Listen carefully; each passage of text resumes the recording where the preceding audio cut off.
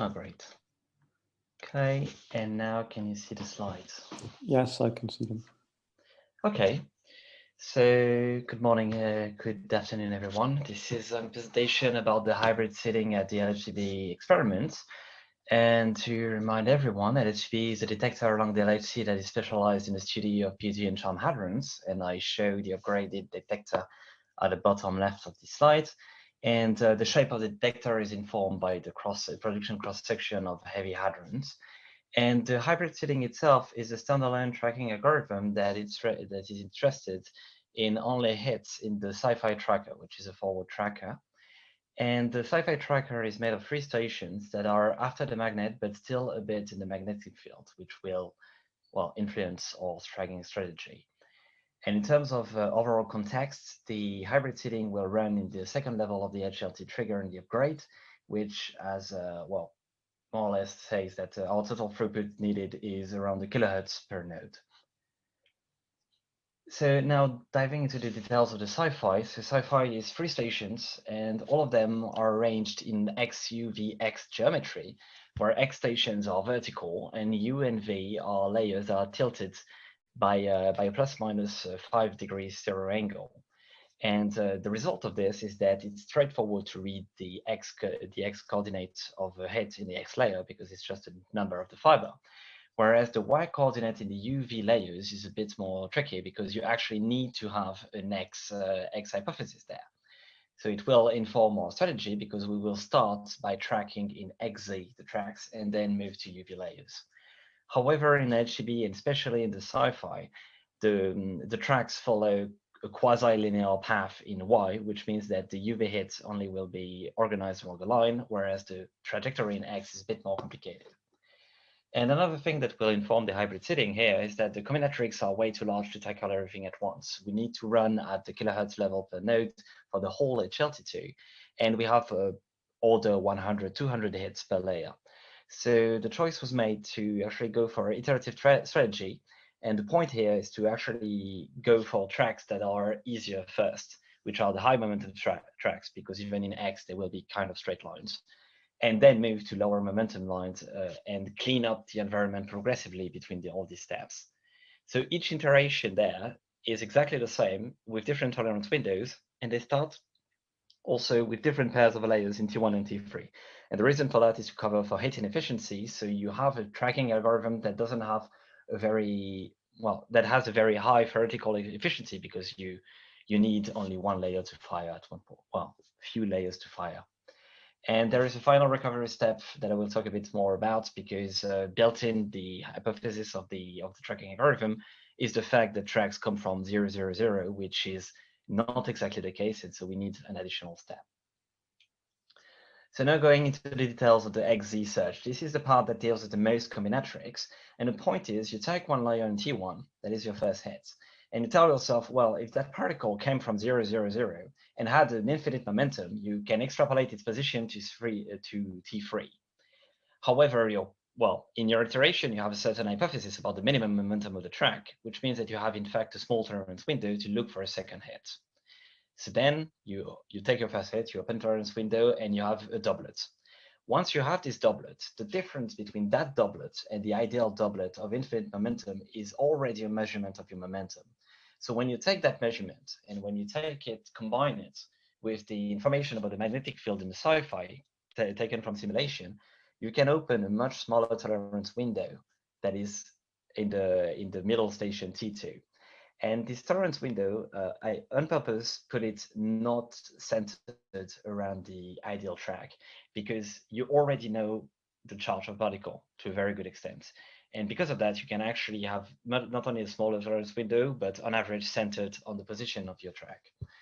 And so you get these 3 hits and you have already dealt with most of the combinatorics there because once you have your 3 hits, you can actually fit a parabola there using pre-calculated factors and then look for remaining hits. The code has been made much more efficient during the past year using several tricks. One of them is that actually the detector already gives us all hits in a sorted way. And because of the way we look at hits in sliding windows, you can actually not reload all the hits all the time. You just cache the previous position you are looking at and go down.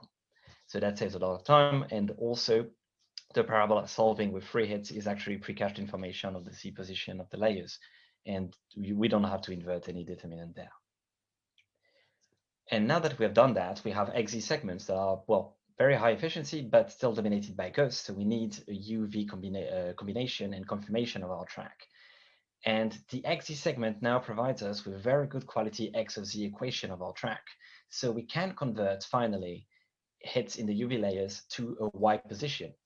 And then we remember that the Y trajectory of our particle is in fact a straight line in the sci-fi. And plugging that plus the hypothesis that you come from the origin, you can actually bin these hits in terms of Ty, which is Y of Z. You bin all of them per layer, and then you count the number of times you had a single bin of Ty fired in a given layer. And if you have 4, 5, or 6 bins that are filled, it means that you have a half cluster, a discretized half cluster, and you can select this track and then add back the hits and fit the track and try to add that. What has changed there recently, and is a rather interesting development of the algorithm, is that we switched to a discretized half cluster, which means that we don't have to sort hits, and we don't need height addition removal to make the test on the track.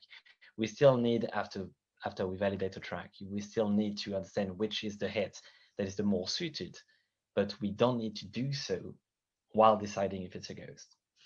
And another change there is that the half cluster as well, this way of making it, you can really easily recalculate the Ty, having another hypothesis about the Z of origin of the track, which means that we theoretically could be more efficient on very displaced tracks. So that is the basis of the algorithm, and let's see how it performs on simulation of the LHCb upgrade events. And as you see on the top left, the efficiency on non-electron tracks saturates a bit above 95% for high momentum particles, and it's a bit lower for electrons because of Raumstrahlung, because basically built in the seeding, you have this idea that the change of bending inside of the sci-fi is only due to decreasing magnetic fields, whereas electrons tend to lose energy inside of the sci-fi, and so the seeding is a bit worse on that.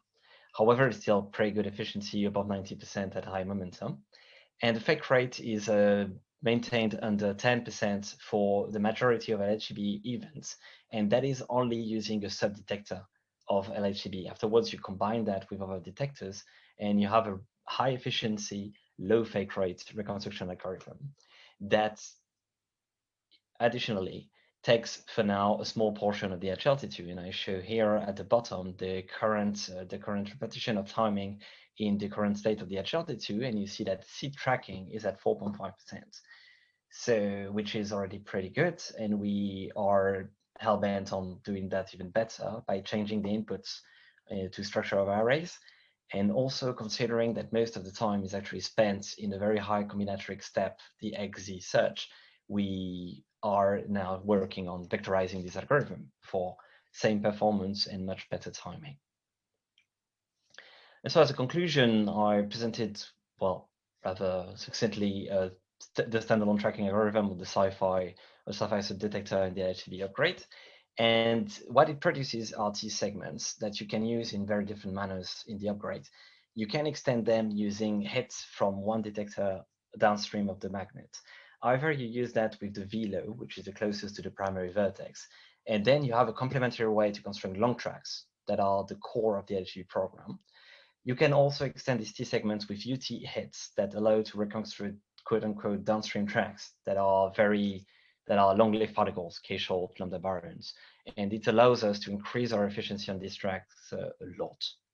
And also the seeding is part of the electron photon discrimination program in the electromagnetic calorimeter, because if you can match a cluster to a track, well, it's a hint that it could be an electron and not a photon. And I would like to conclude as well on the more putative program, which is a proposal to actually use these T-tracks directly as a physics input by themselves. And you have here two possibilities.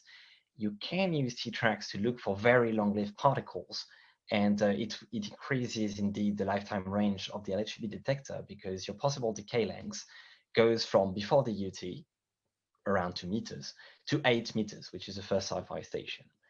And the other proposal, which is a part of the Seldom project, of which I give the URL and of which I'm part, is that you can actually reconstruct lambda baryons that decay inside of the magnets.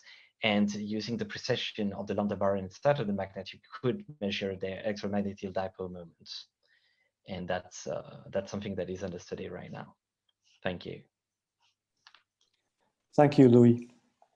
Again, that was very well in time, so we have time for 1-2 questions.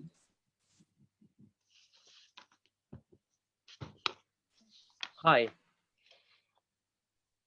Yes, please go ahead, Andy. This is Andy speaking. Hello. So for your electron reconstruction, which of course suffers from the non-straight line approach, could you envision to let's say alternate here also, since you have an iterative approach already, and use basically a different, a more complicated search window? Yes. Basically, you lose electrons a lot, not really in the Hopf cluster parts, but you lose them in the third hit search, because to manage the combinatorics, you have to have pretty narrow windows. And on electrons, this is where you kind of have problems. So what you can do, for example, and which is already a bit done in the spirits, in the recovery step, is to have this specific iterative step to get back electrons. And yes, that is considered. Can I ask a quick follow-up? Sure. Would you be like, do you have the time or the means to seed that, basically, that from color, as you said, that from the calorimetric information, that you may have an electron candidate in this region, and therefore you do something more complicated, or is that out of question in terms of complexity? That is, we are discussing about that. That is not out of the question. It's a bit difficult because we have to understand exactly what the resolution, what the spatial information you gain from a cluster, well, from an electromagnetic cluster. But it could be, it technically can be done and technically can bring something, yes.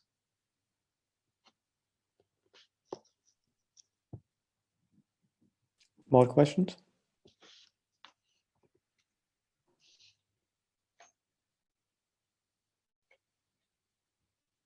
I have a quick one. What is the momentum resolution you get when you say you want to do physics with this very long-lived particles? What's the momentum resolution you get out of the seeding? So it depends on the step you're considering. Inside of the, and also it depends on the kind of particles you're considering. It's, if I remember properly, in the momentum extrapolation that kind of underlines this third hit search, for long particles, it's around 5%. And on very displaced particles, it depends on where they are produced, but it goes from this 5% to a bit more. But yes, it's sizably worse than long tracks. However, yes, there are some studies being done right now, in fact, for the Run2 data. With a complete fit of the track, right now, if I remember properly, I went down to, for long tracks, 3%. Okay.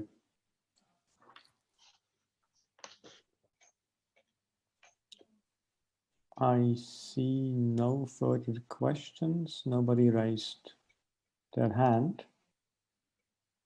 I think then we can stay within LHCb, but we go to the other side of the detector, so we go to PV searches. So the next talk is from Florian. Can you hear me? I can hear you fine. Okay, perfect, thanks.